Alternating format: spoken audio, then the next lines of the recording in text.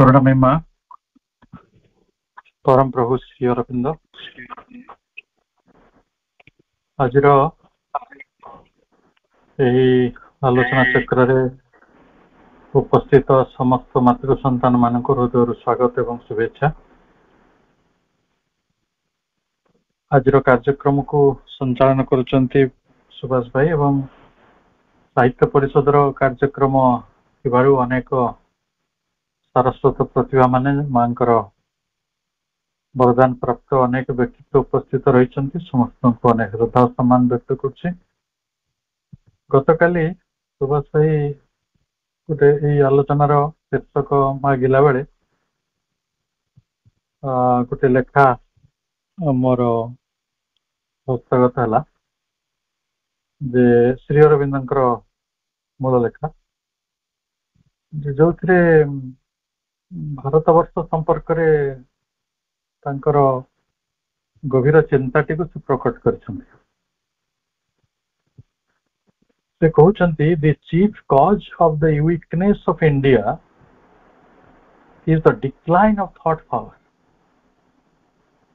भारत वर्षर दुर्बल हो जिबार प्रथम मुख्य कारणटी होछि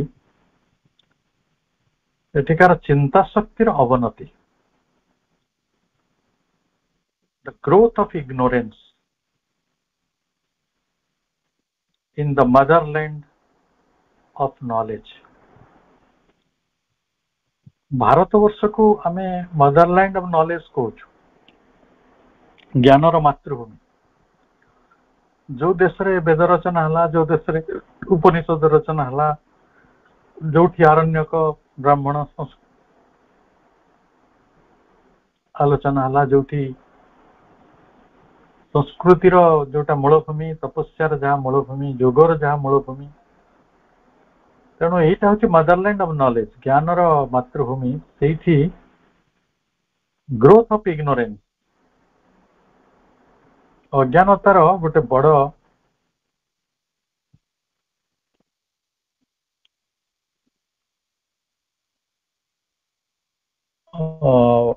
प्रभाव किपरि बढ़िला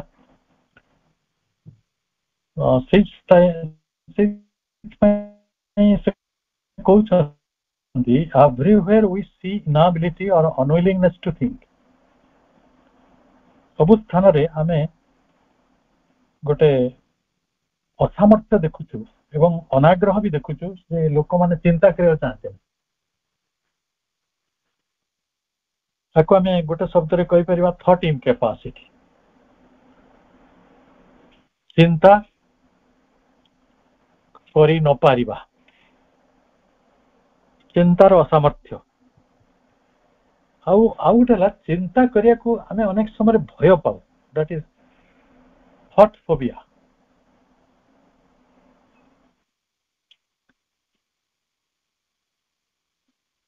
तेणु भारत वर्षर गोटे आज भी आमे गोटे विकासशील राष्ट्र, विकसित राष्ट्र मान्यता आमको मिलू नहीं, कारण आम लोक माने एबे भी बहु बाटरे दुर्बल। शिक्षा, स्वास्थ्य, जीवन सुविधा गुड़िक समस्त पाखे पहुंची पारि नहीं। से संपर्क में श्री अरविंद बहुत चिंता कर गोटे मूल कारण से कहते डिक्लाइन ऑफ थॉट पावर। आम अनेक समय अन्य माने आमको जो कथाटी को चिंता दे दियंती आमे सेटा को विश्वास कर ताको परीक्षा निरीक्षा कला भली गोटे मन आम पाखे नहीं, चिंता कला भली मनटे नहीं। मोर अनेक वर्ष तले जड़े विद्वान व्यक्ति गोटे वक्तव्य शुणुते, जर्मन रे पाठ पढ़ुते, कहते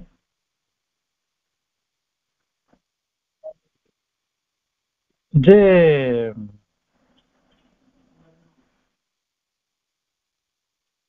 जर्मन गोटे सांग को से नहीं कि गले गोटे कैमेरा किनिया।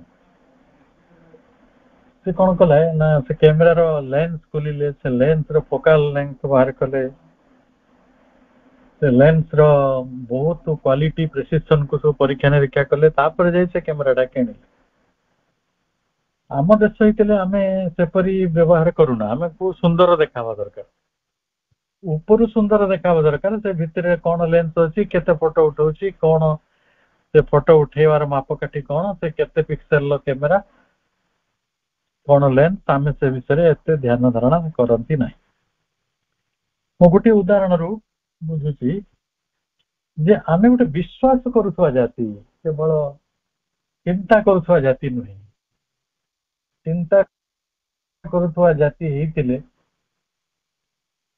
आमर एई अवनतिटा घटी न था हमको जीए जेमती पढ़ाई दउछंती जेमती जे बुझे दउछंती आमे केवल विश्वास कर जाउछु तेनु आम पाखरे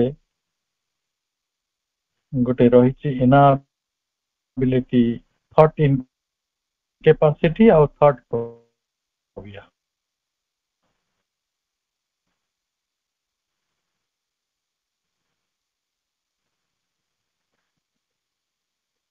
लेट मी टेक जो कथाटी देखि आसी मो गोटे दिटा कथा कहबो चाहछि प्रभु कहउछ कोन से कथा my idea is that the chief cause of the weakness of India is not subjection हमको कहि जाय छी भारत वर्षर दुर्बलतार कारण होछि जे अपराधीनता हमको हजार हजार वर्ष धरि मुस्लिम शासक माने शासन कले आ 200 वर्ष इंग्रेज माने शासन कले जा फल रे हम मानकर दुर्बलता आसीगला सामाजिक दुर्बलता गुड़िक अनेक कथा से कथा कही बोलती बा कि कहती आम पाखरे नर प्रभाटी आमे दारिद्र भितर रहीचु से जे दारिद्र भितर थाए सी तार एभली दुर्बलता गुड़िक देखा दिए एवं भारत रे तो आध्यात्मिकतार अभाव नहीं भारत रे तो धर्मर अभाव नहीं किंतु कोटा मूल द मूल होची the decline of thought power मनुष्यर चिंता करिवार शक्तिर गोटे विकास हेला नहीं जा फल रे ज्ञानर मातृभूमि जेमति कि माने खाद्य संपर्क रे मो आजिर गोटे घटना जदि आपण को उल्लेख करिबि ताले तो आपण ए कथा बुझी पारे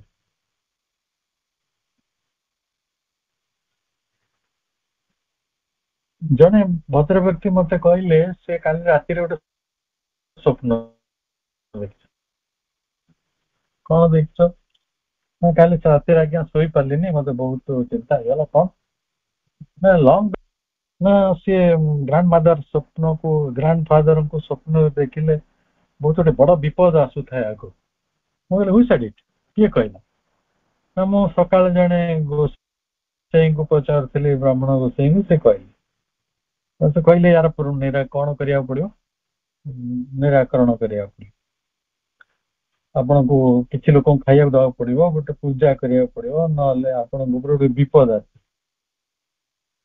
माने मो ताको कहले देखंतु मो जते दूर विश्वास करछि मोर ज्ञानटा जते दूर जाउछि जदि पूर्व पुरुष आपण को स्वप्न रे देखुछंती आपण गोटे बड़ ब्लेसिंग आवर भीतर जाउ इट इज माय कन्विक्शन से कोन सते राजी हेले से पहले नाइ ना ये ब्राह्मण मो के देखंतु जे कहउछंती एक कथाटी को जे भल समय आसुची से क्वालिफाइड और जे आपण कहिछंती खराब समय आसुची आपण को निराकरण करिया पड़ियो ग्रह शांति करिया पड़ियो भोजी भात दबा पड़ियो तांकर शिक्षा नहीं आपण काहको विश्वास करिया ऑप्शन से किंतु शेष पर्यंत से जो ब्राह्मणकर विश्वास कले आदौ विश्वास करि पारलेनी जे आमे पूर्व पुरुष मान स्वप्न देखले आमर शुभ हुए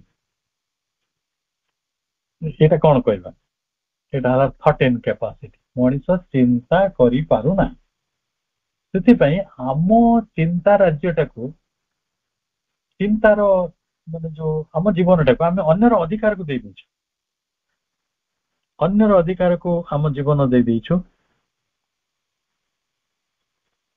Whatever may have been in the Middle Ages, ଯୋଉଗୁଡ଼ିକ ବିଶେଷ କରି ଏ ଘଟଣା ସବୁ କେବେ ଘଟିଥିଲା? ଗୋଟେ ମଧ୍ୟବର୍ତ୍ତୀ ଯୁଗରେ। ବର୍ତ୍ତମାନ ସେଇ କଥାଟି ଚାଲିଛି। ଆମେ ଏପର୍ଯ୍ୟନ୍ତ ଗୋଟେ ଚିନ୍ତାଶୀଳ ଜାତି ନୁହନ୍ତି, କାହାରି ଅଭିଯୋଗ କରୁନାହିଁ। ମୁଁ କିଛି ଦିନ ତଳେ କହୁଥିଲି, ମୁଁ କହିଲି ପିଆଜ ରସୁଣ ଗଛରେ ପଡୁଛି, ଲୋକେ କହୁଛନ୍ତି ଏଟା ଆଇଁଷ।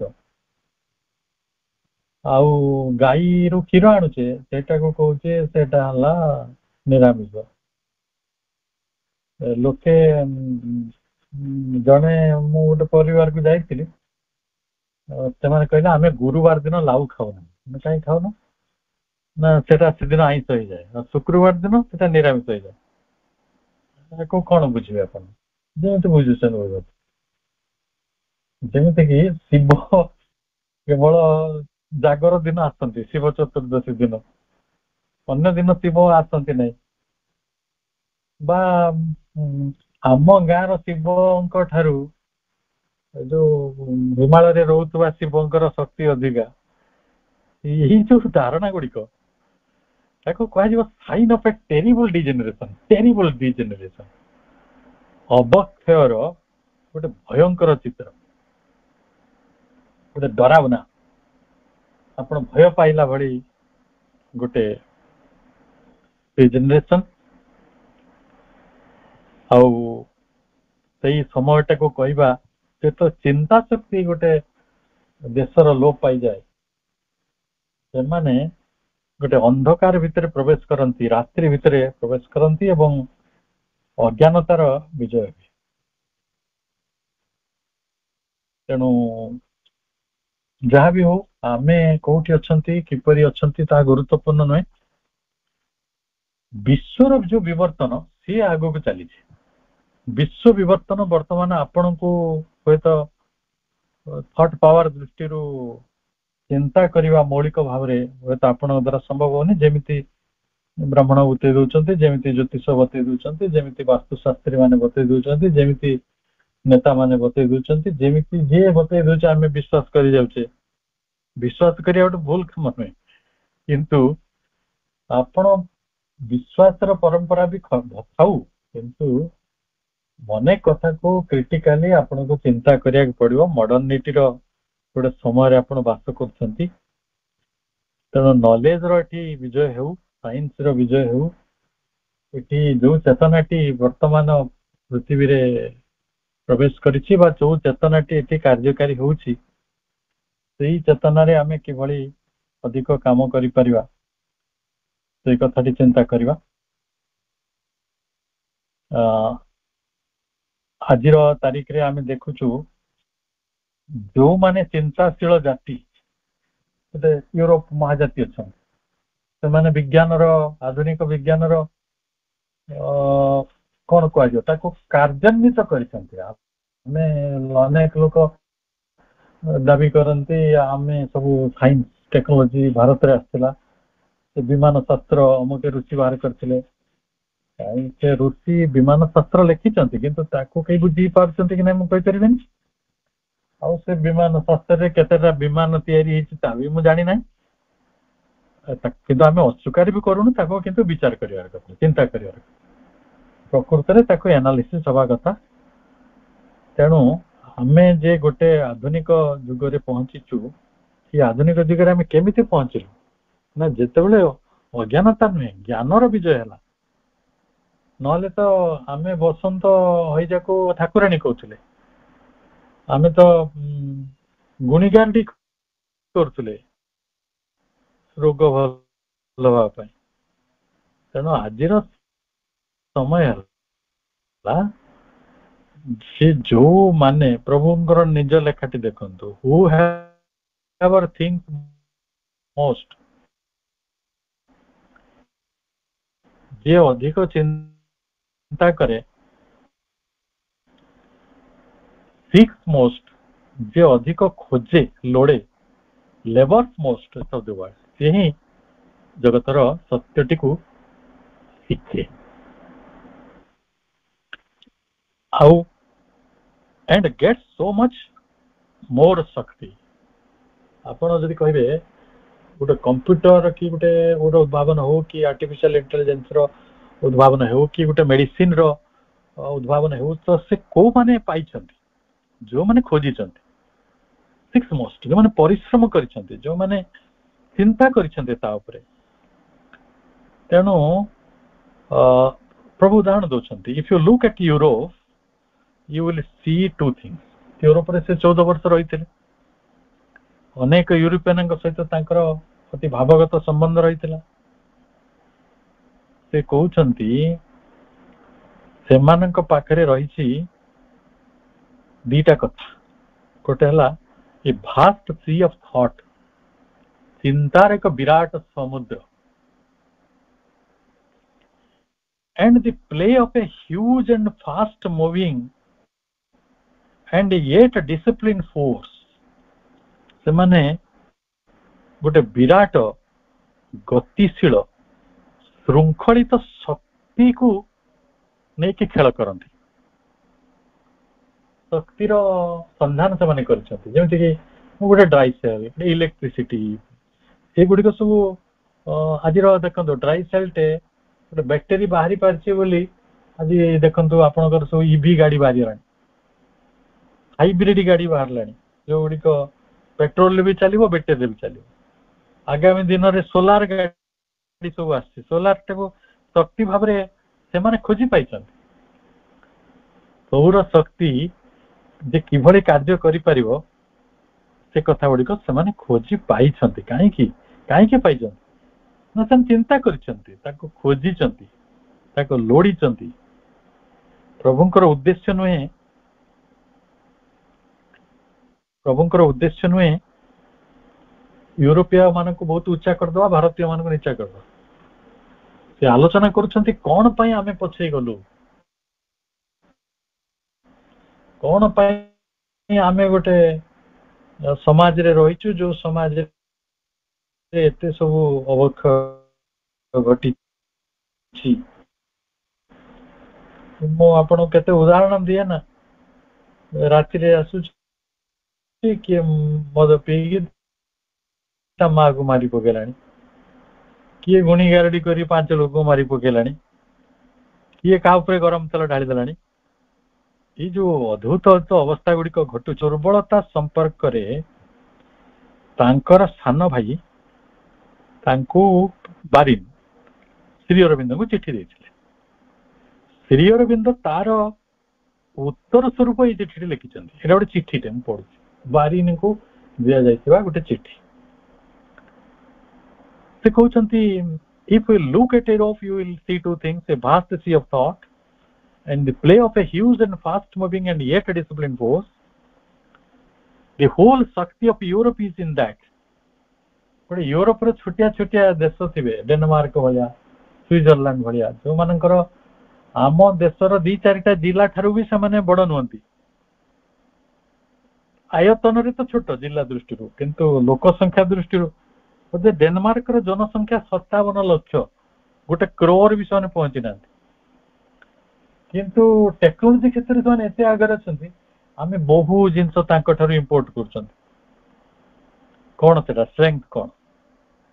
and in the strength of that Shakti it has been a swallowing of the world। ସେମାନେ ଜଗତକୁ ଗିଳି ପକଉଛନ୍ତି।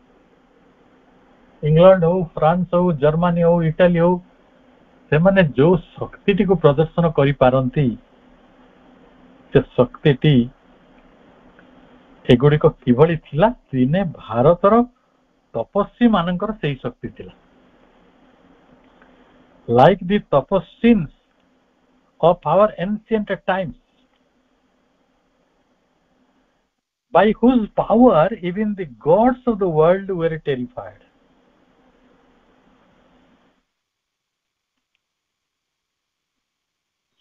held in suspense and subjection। ଗୋଟେ ସମୟ ଥିଲା ଋଷି ମାନଙ୍କର, ତପସ୍ୱୀ ମାନଙ୍କର ଶକ୍ତିକୁ ଦେବତା ମାନେ ଡରୁଥିଲେ। ଆପଣ ଦେଖିବେ ଇନ୍ଦ୍ର ଥର ହେଲେ ଏଇ ଋଷିଙ୍କର ତପସ୍ୟା ପରି ହେଲା ଯେ କାଳେ ସିଏ ସ୍ୱର୍ଗ ରାଜ୍ୟ ଆସିଯିବେ, ସେଇ ଭୟରେ ଅମୁକ ଦେବତା ଚିନ୍ତିତ ହେଲେ, ଆମେ ଶୁଣିଛନ୍ତି।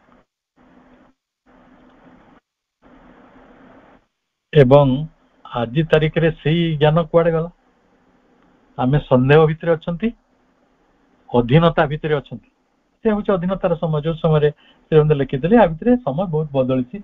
ଭାରତୀୟ ମାନେ ଆଜି ଚନ୍ଦ୍ର ପୃଷ୍ଠରେ ଅଛନ୍ତି, କିନ୍ତୁ କେତେ ଜଣ ଭାରତର ଯଦି ଆମେ ମଙ୍ଗଳ ଗ୍ରହକୁ ଯାଇପାରୁଛୁ, ବା ଯଦି ଆମେ ନାସାର ଗବେଷଣା ସହିତ ଆମର ଗବେଷଣା ମଧ୍ୟ ସମକକ୍ଷ ଅଛି, ଆମ ବୈଜ୍ଞାନିକ ମାନେ ସମର୍ଥ ଅଛନ୍ତି, ଆମ ସାମରିକ ଶକ୍ତି ସେଇଭଳି ଅଛି, ଆମ ଅର୍ଥନୀତି ବଢୁଛି, ସବୁ କଥା। କୋଉମାନେ?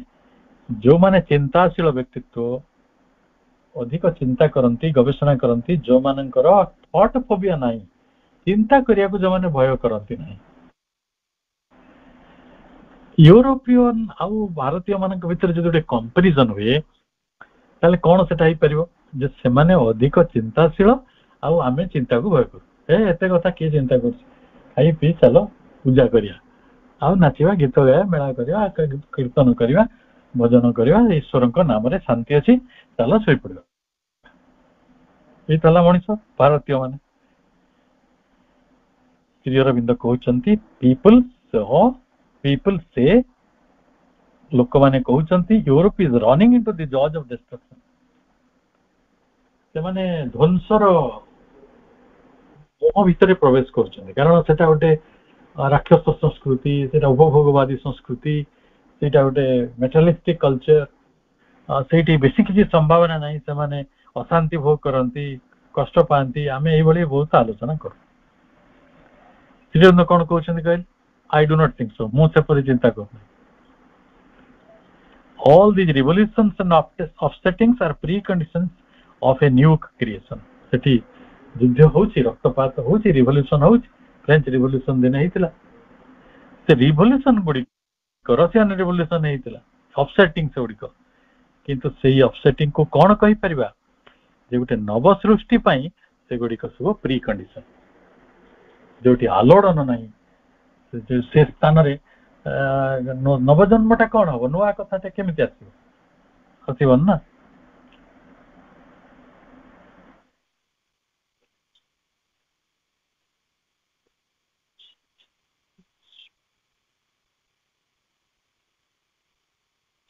ତାପରେ ଆମେ ଯଦି ଗୋଟେ ଆଭରେଜ, ଆମେ ଏଠି ଯୋଉ ଆଲୋଚନା କରୁଛୁ ଆଭରେଜ ଇଣ୍ଡିଆନ ମାନଙ୍କ କଥା କହୁଛୁ। ଆଭରେଜ ଇଣ୍ଡିଆନ ମାନେ କଣ ବୁଝିପାରୁଛନ୍ତି ତ?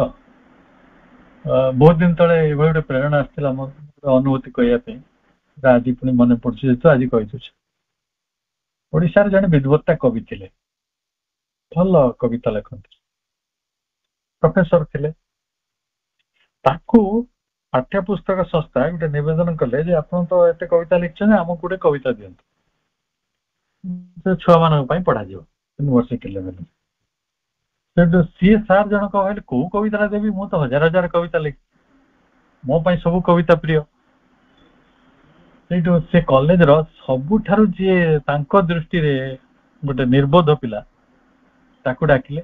ତା ନାଁଟା ମୁଁ ଜାଣିଛି କିନ୍ତୁ କହିବିନି, ସେ ଆପଣ ସେ ଏରିଆର। ସେଠୁ ତାକୁ କହିଲେ, ବାବୁ ତୁ ଏଇଟା ନେଇଯା ବହିଟା ମୋର, ତା ଭିତରୁ ତତେ ଯୋଉ କବିତାଟି ଭଲ ଲାଗିବ ସେ କବିତାଟି ମତେ ଟିକେ ଆଣି କହିବୁ। ସେଠୁ ସେ ତାର ଭାରି ଖୁସି ହେଇଗଲା, ଅନ୍ୟମାନଙ୍କୁ ବି କହିଲା, ଦେଖ ଅମକେ ସାର୍ ଏଡେ ବଡ କବି, ଆଉ ତାଙ୍କୁ ସରକାର ମାଗିଛନ୍ତି ଗୋଟେ କବିତା ତାଙ୍କ ବହିରେ ସ୍ଥାନିତ କରିବେ, ଆଉ ସେ କାହାକୁ ପାଇଲେନି, ସେ ମତେ ବାଛିଲେ। ତ ଅନ୍ୟମାନେ ଯୋଉମାନେ ବୁଦ୍ଧିମାନ ଥିଲେ, ଭଲ କବିତା ଲେଖୁଥିଲେ, ଭଲ ଛାତ୍ର ଥିଲେ, ସେମାନେ ଦୁଃଖୀ ହେଲେ, ଆରେ ଶେଷରେ ଏଇ ପିଲାଟାକୁ ଦେଲେ ବାଛିବାକୁ, ସାରଙ୍କର କଣ କିଛି ଆଉ କାମ ନାହିଁ। ସେମାନଙ୍କ ଭିତରେ ଗୋଟେ କୌତୁହଳ ଜାତ ହେଲା। ସେମାନେ ଯାଇ ପଚାରିଲେ, ସାର୍ ଆମେ ଗୋଟେ ପ୍ରଶ୍ନ ପଚାରିବୁ, କଣ? ଆପଣ ସେଇ ନିର୍ବୋଧଟାକୁ ଦେଇଛନ୍ତି, ଆପଣଙ୍କର ଏତେ କୃତି ଅଛି, ଏତେ, ସେ କଣ ଜାଣିପାରିବ, ସେ କଣ ବୁଝିପାରିବ? ସେଠୁ ସିଏ କହିଲେ, ଆରେ ବାବୁ ସେଇଠି ତ ସିକ୍ରେଟ, ଯେହେତୁ କଲେଜର ସେ ସବୁଠାରୁ ନିର୍ବୋଧ ପିଲା, ସେ ଯୋଉଟାକୁ ବୁଝିପାରିବ, ସେ ଯୋଉଟାକୁ ଭଲ ପାଇବ, ସେଇଟା ବାକି ଲୋକମାନେ ବୁଝିପାରିବେ। ମୁଁ ସେଥିପାଇଁ ତାକୁ ସିଲେକ୍ସନ ଟା ଦେଇଛି। ଆପଣ କିପରି ବୁଝୁଛନ୍ତି ବୁଝନ୍ତୁ। ଶ୍ରୀ ଅରବିନ୍ଦ କାହିଁକି ଆଡ୍ରେସ କରୁଛନ୍ତି ଆଭରେଜ ଇଣ୍ଡିଆନ ମାନଙ୍କୁ, ଯୋଉମାନେ ଚିନ୍ତା କରନ୍ତି ନାହିଁ, ତାଙ୍କୁ ବୁଝେଇ ଦିଅନ୍ତୁ ଏଇଟା ହେଲା ଅମୁକ ଠାକୁର, ତମେ ପୂଜା କର, ସେ ଚାଲିଲେ। ତା ଚାରିକଡେ ମନ୍ଦିର କରିଦେବେ, ମାଜଣା କରିବେ, ଦାସୀ ହେବେ, ଭୋଗରାଗ ଲଗେଇବେ, କିଛି ଦିନ କାହିଁକି ଅନନ୍ତ କାଳ ଧରି ପାଗଳ ହେଇକି ରହିବେ।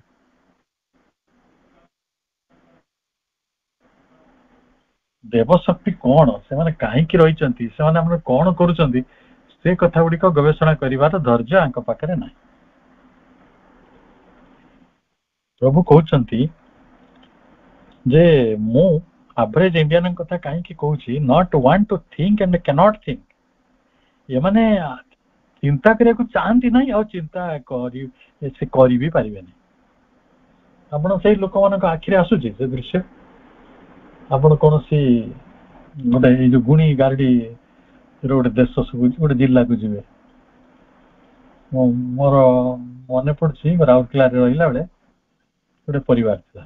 ସେ ପରିବାରର ମାଟି ଏକ ପ୍ରକାର ମାନସିକ ରୋଗୀ, ତା ଝିଅଟି ଗୋଟେ ମାନସିକ ରୋଗୀ, ତା ବାପାଟି ଏକ ପ୍ରକାର ହାଫ୍ ମାଇଣ୍ଡ, ଆଉ ତା ପୁଅଟି କେବଳ ଟିକେ ଦୁଷ୍ଟ ହୁଏ, ସେ ବୁଲାବୁଲି କରେ ସାଙ୍ଗମାନଙ୍କ ସହିତ, ସେ ଠିକ ଥାଏ, କିନ୍ତୁ ସେ ପାଠଶାଠ କିଛି ପଢେ ନା। ମୁଁ କହିଲି ତମ ପରିବାରରେ ତ ଏମିତି ଦୁର୍ଦ୍ଦଶା କେମିତି ହେଲା? କହୁଛନ୍ତି ଆମକୁ ତ ଲୋକମାନେ ସବୁବେଳେ ଅସୁବିଧାରେ ପକେଇବାକୁ ମନ୍ତ୍ର ଯନ୍ତ୍ର କରିଦଉଛନ୍ତି, ଆମେ ତାର ନିରାକରଣ କରୁ କରୁ ଆମ ଜୀବନଟା ପୁରା ନଷ୍ଟ ହେଇଗଲା। କେମିତି ନିରାକରଣ କରୁଛ ନା, ଆମକୁ ଯେମିତି ସବୁ ବ୍ରାହ୍ମଣ ଗୋଷେଇ ଜ୍ୟୋତିଷ ମାନେ କହୁଛନ୍ତି ଆମେ ସେମିତି କରୁଛୁ। ମୁଁ ବହୁତ ସମୟରେ ଭାବେ, ଯୋଉମାନେ ଏଇଭଳି ମଣିଷ ମାନଙ୍କୁ ପୀଡିତ କରିକି ବଞ୍ଚୁଛନ୍ତି, ଅନେକ ପରିବାରର ଅନେକ ମଣିଷ ଗୋଟେ ପ୍ରକାର ବିକୃତ ମାନସିକତା ନେଇକି ବଞ୍ଚୁଛନ୍ତି, ଦୟାକରି ସେ ଲୋକମାନଙ୍କ ପାଦ ତଳେ ପଡୁଛି, ସେମାନେ ମଣିଷ ମାନଙ୍କୁ ଛାଡି ଦିଅନ୍ତୁ। ମଣିଷ ମାନଙ୍କ ଆତ୍ମା ବିରୁଦ୍ଧରେ ସେମାନେ ଅପରାଧ କରୁଛନ୍ତି। ଶ୍ରୀ ଅରବିନ୍ଦ କହୁଛନ୍ତି ସେମାନେ ସରଳ ମଣିଷ, ସେମାନେ ଇଜି ୱାର୍ଲଡରେ ରହିବାକୁ ଚାହାନ୍ତି, ସୁଖରେ ରହିବାକୁ ଚାହୁଁଛନ୍ତି, ତେଣୁ ଲୋକେ ତାଙ୍କୁ ଭୂତେଇ ଦଉଛନ୍ତି। ମୁଁ ଯଦି କହିବି ତୁ ଦିନି ସଞ୍ଜବତୀ ଜାଳ, ଘିଅ ଦୀପ ଦେ, ତୋର ସୁଖ ଆସିଯିବ, ସେ ସୁଖ ଆଣି ଆସିଲା। ଯଦି ସୁଖ ସେଇ ବାଟରେ ଆସିପାରୁଥାନ୍ତା ତ ଶ୍ରୀକୃଷ୍ଣ ଏତେ ପରିଶ୍ରମ କଲେ, ଅର୍ଜୁନ ଏତେ ପରିଶ୍ରମ କଲେ, ଋଷି ମାନେ ଏତେ ପରିଶ୍ରମ କରୁଥିଲେ, ବୈଜ୍ଞାନିକ ମାନେ ଏତେ ପରିଶ୍ରମ କରୁଥିଲେ, ଇଏ ଦୁନିଆରେ କିଏ ପରିଶ୍ରମ ନ କରିକି ବଡ ଲୋକ ହେଇଯାଇଛି, କିଏ ଚିନ୍ତା ନ କରିକି ବଡ ଲୋକ ହେଇଯାଇଛି? ମାନେ ଫର୍ଗିସ୍ କୋରିଆନ ବୋଲି ଜଣେ ବ୍ୟକ୍ତି ଥିଲେ, ସିଏ ଇଂଲଣ୍ଡରେ ପାଠ ପଢୁଥିଲା ବେଳେ ଇଂଲଣ୍ଡର ଖବର କାଗଜରେ ଗୋଟେ ଲେଖା ପଢି, ସେ ଲେଖା ହେଇଥିଲା ଯେ ଇଂଲଣ୍ଡର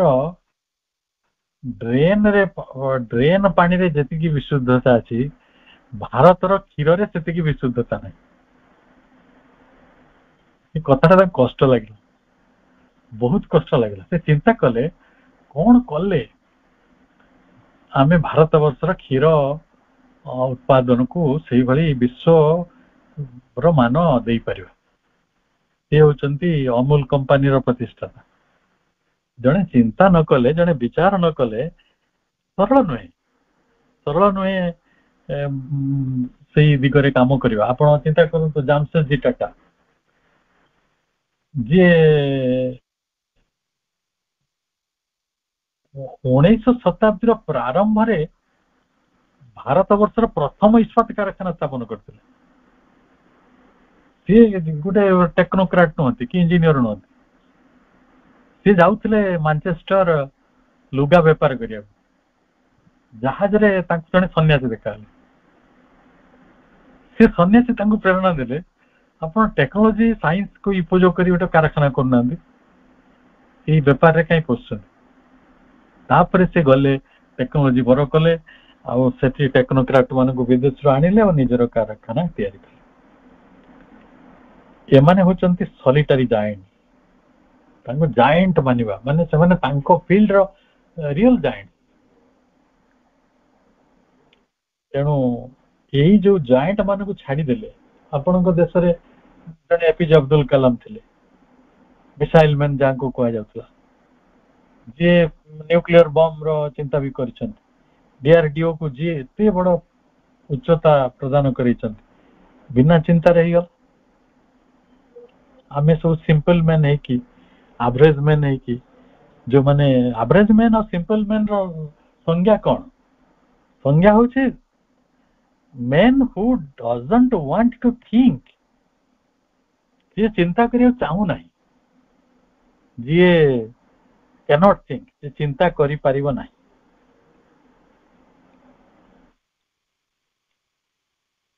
तेणु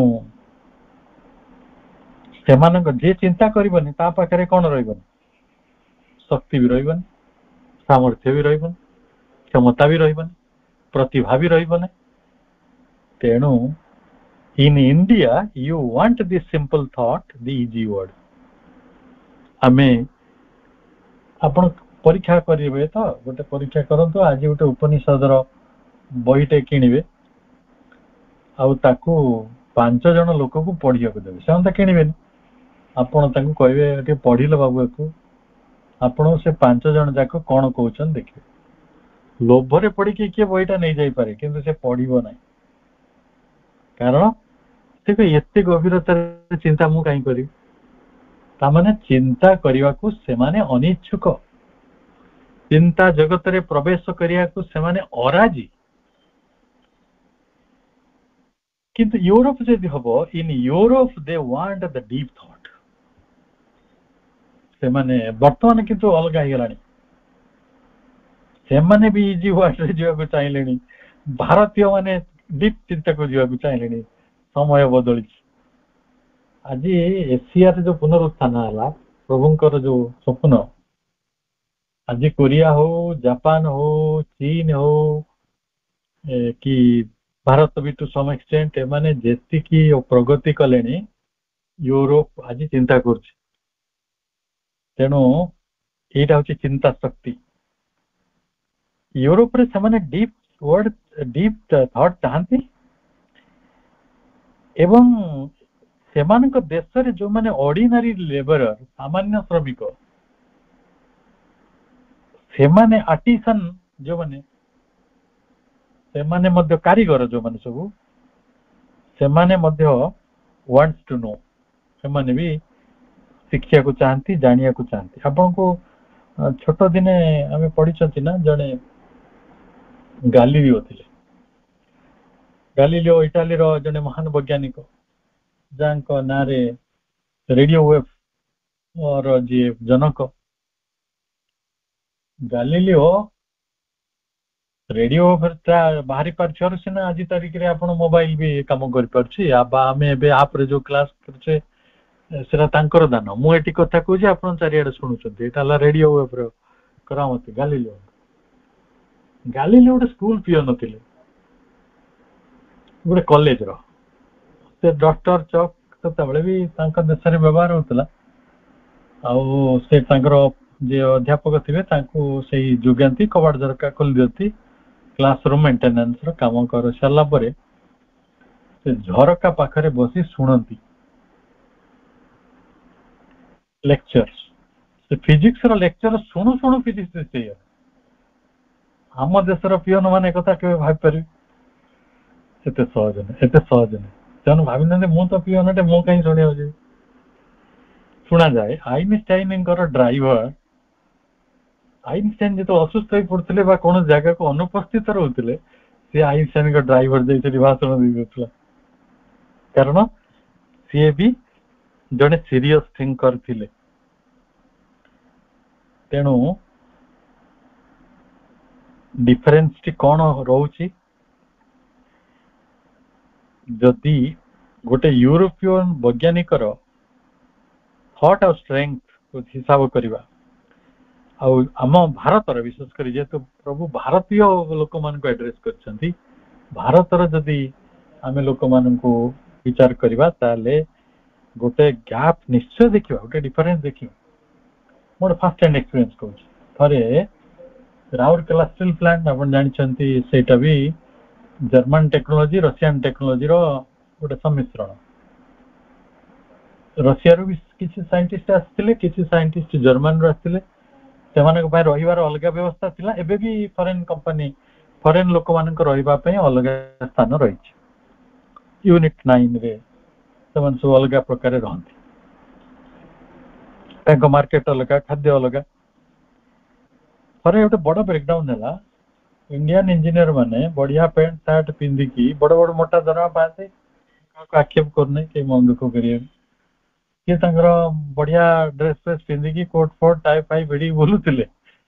ଜର୍ମାନର ଯୋଉ ଇଞ୍ଜିନିୟର ମାନେ ଆସିଥିଲେ ସେଗୁଡା ହାଫ ପ୍ୟାଣ୍ଟ ପିନ୍ଧିଥିଲେ, ସେମାନେ କିଛି ଡ୍ରେସ ରେ ନଥିଲେ। ସେ ଯାଇକି ରୀତିମତ କାମ କଲେ ଏବଂ ସେ ବ୍ରେକଡାଉନ କୁ କରେକ୍ସନ କରିଦେଲେ। ଆମ ଇଞ୍ଜିନିୟର ମାନେ ସମଟାଇମ ଯାଇକି ପଚାରୁଥିଲେ ଯେ କେତେବେଳେ କାମଟି ସରିବ। ଏଇଟା ଗୋଟେ ମୋର ଫାର୍ଷ୍ଟ ହ୍ୟାଣ୍ଡ ଏକ୍ସପିରିଏନ୍ସ, ଜଣେ ମତେ କହିଥିଲେ ଏଇଟା ଯେ ଏମିତି ହେଲା।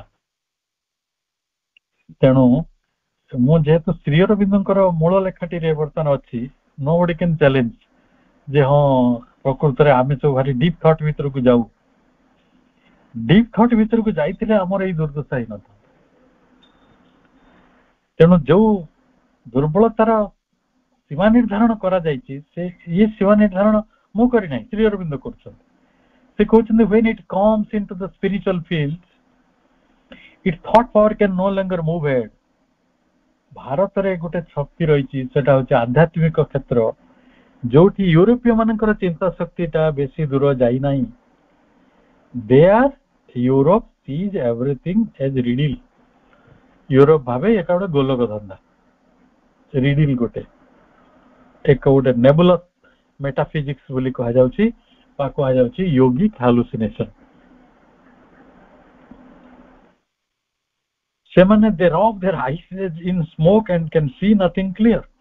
ସେମାନେ ଭାରତର এই ଆଧ୍ୟାତ୍ମିକ ଜ୍ଞାନ ସମ୍ପର୍କରେ ବେଶୀ କିଛି ଜାଣିପାରନ୍ତି ନାହିଁ। Still some effort is being made in Europe to surmount even this limitation. ଏଇଟା ଗୋଟେ ଲିମିଟେସନ, এই ଲିମିଟେସନ କୁ ଅତିକ୍ରମ କରିବା ପାଇଁ ୟୁରୋପରେ ମଧ୍ୟ କିଛି ଚେଷ୍ଟା ହେଉଛି ଏବଂ ସେମାନେ ଆଜି ତାରିଖରେ ସ୍ପିରିଚୁଆଲ ସେନ୍ସ ଆଡକୁ ଆସିଲେଣି ଏବଂ ସ୍ପିରିଚୁଆଲ ସେନ୍ସରେ ଯୋଉ ନଲେଜ, ଯୋଉ ଶକ୍ତି ଆସ୍ପେକ୍ଟ ରହିଛି, ସେମାନେ ଆଉ ତାକୁ ମିଛରେ ଗୋଟେ ଗୋଲକ ଧନ୍ଦା କହିକି ବା ହାଲୁସିନେସନ କହିକି ଉଡେଇ ଦଉନାହାନ୍ତି। ସେମାନେ ଆଜି ତା ଉପରେ ଚିନ୍ତା କରୁଛନ୍ତି। କାରଣ ଶକ୍ତି କିଏ ପାଏ? ଯିଏ ଶକ୍ତିର ପୂଜକ ହେଇଥାଏ।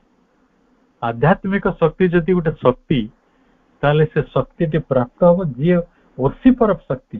We are not worshipper of Shakti, we are worshippers of the easy way। ବୁଝିଲେ?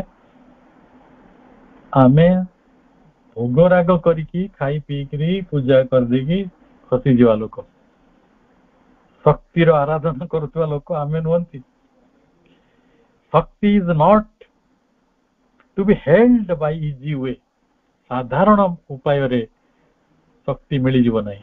ପ୍ରଭୁ ଶ୍ରୀ ଅରବିନ୍ଦଙ୍କର ଯୋଉ ବିଶ୍ୱାମିତ୍ର ବଶିଷ୍ଠ ଉପାଖ୍ୟାନଟି ସେଠି ଉଲ୍ଲେଖ କରାଯାଇପାରେ। ବିଶ୍ୱାମିତ୍ର ମହର୍ଷି, ରାଜର୍ଷି ସବୁ ହେଇଗଲେ, କିନ୍ତୁ ଯୋଉଟା ହବାକୁ ଚାହୁଁଥିଲେ ବଶିଷ୍ଠ ପଦ, ଅତି ବିଶିଷ୍ଟତା, ସେଇ ପଦରେ ସେ ଯାଇପାରିଲେ ନାହିଁ ବୋଲି କେତେ ସଂଘର୍ଷ କରିଛନ୍ତି, କେତେ ସଂଘର୍ଷ। ପ୍ରଭୁ କହୁଛନ୍ତି our forefathers divided into a sea of vast thought and gained a vast knowledge and established a mighty civilization। ଆମ ପୂର୍ବ ପୁରୁଷ ମାନେ ଜ୍ଞାନର ଗୋଟେ ବିରାଟ ସାଗର ସୃଷ୍ଟି କରିପାରିଥିଲେ, ଚିନ୍ତା ଜଗତକୁ ଏକ ବିଶାଳ ସମୁଦ୍ରରେ ପରିଣତ କରିପାରିଥିଲେ ଏବଂ ଏକ ଶକ୍ତିଶାଳୀ ସଭ୍ୟତାକୁ ମଧ୍ୟ ପ୍ରତିଷ୍ଠା କରିଥିଲେ। କାହିଁକି ନା ତାଙ୍କର ଚିନ୍ତା ଶକ୍ତି ସେଇଭଳି ମୌଳିକ ଥିଲା। ସେମାନେ ଚିନ୍ତା କରିବା ପାଇଁ ଡରୁ ନଥିଲେ, କ୍ଳାନ୍ତ ଅନୁଭବ କରୁନଥିଲେ, ଥକି ପଡୁନଥିଲେ।